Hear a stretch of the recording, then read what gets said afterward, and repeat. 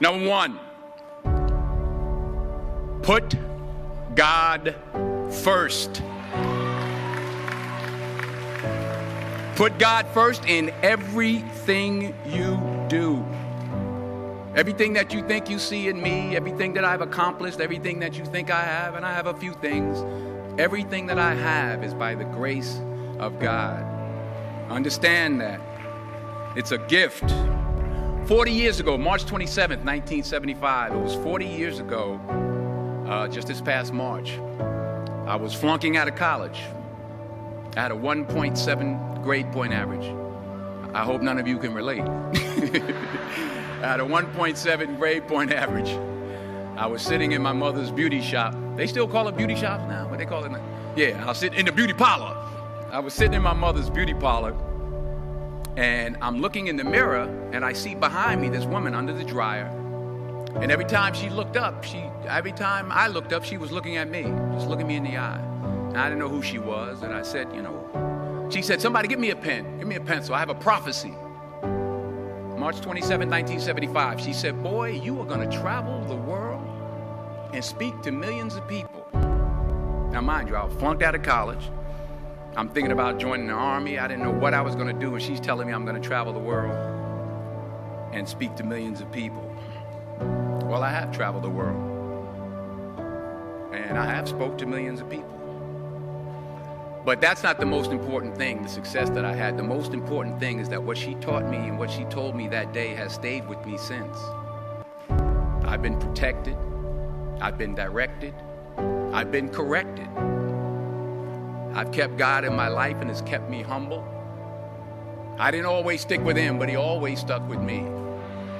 So stick with him in everything you do.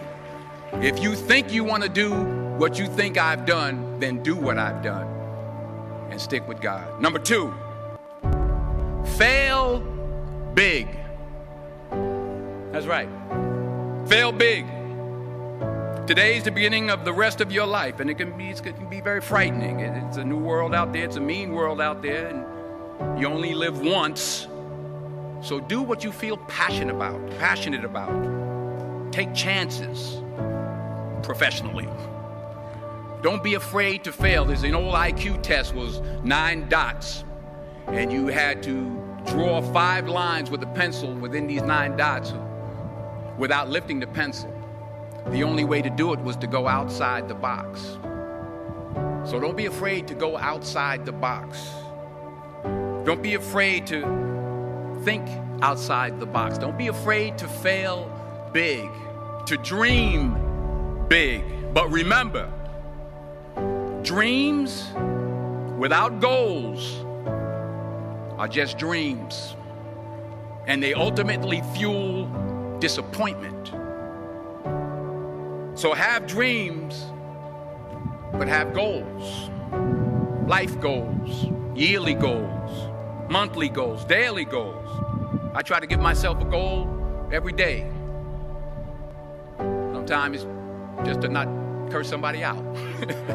Simple goals, but have goals. And understand that to achieve these goals, you must apply discipline and consistency.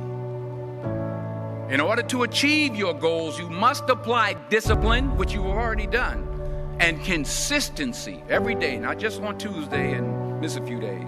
You have to work at it every day. You have to plan every day. You've heard the saying, we don't plan to fail, we fail to plan. Hard work works. Working really hard is what successful people do. And in this text, tweet, twerk world that you've grown up in, remember, just because you're doing a lot more doesn't mean you're getting a lot more done. Remember that. Just because you're doing a lot more doesn't mean you're getting a lot more done. Don't confuse movement with progress. My mother told me, she said, yeah, because you can run in place all the time and never get anywhere. So continue to strive, continue to have goals, continue to progress. Number 3, you'll never see a U-Haul behind a hearse. I'll say it again. You'll never see a U-Haul behind a hearse. I don't care how much money you make, you can't take it with you. And it's not how much you have. It's what you do with what you have. We all have different talents. Some of you will be doctors, some lawyers, some scientists, some educators, some nurses, some teachers. Yeah, okay. Some preachers. The most selfish thing you can do in this world is help someone else. Why is it selfish? Because the gratification, the goodness that comes to you, the good feeling that I get from helping others, nothing's better than that. Not jewelry, not big house I have, not the cars, but it's the joy. That's where the joy is, in helping others. That's where the success is. Finally, I pray that you put your slippers way under the bed tonight, so that when you wake up in the morning, you have to get on your knees to reach them. And while you're down there, say thank you for grace. Thank you for mercy. Thank you for understanding. Thank you for wisdom. Thank you for parents. Thank you for love. Thank you for kindness. Thank you for humility. Thank you for peace. Thank you for prosperity. Say thank you in advance for what's already yours. That's how I live my life. That's why I am, one of the reasons why I am today. Say thank you in advance for what is already yours. True desire in the heart for anything good is God's proof to you, sent beforehand to indicate that it's yours already. I'll say it again. True desire in the heart, that itch that you have, whatever it is you want to do, that thing that you want to do to help others and to grow and to make money, that desire, that itch, that's God's proof to you, sent beforehand already to indicate that it's yours. And anything you want good, you can have. So claim it. Work hard to get it.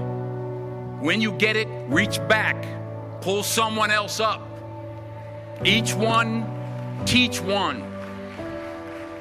Don't just aspire to make a living. Aspire to make a difference.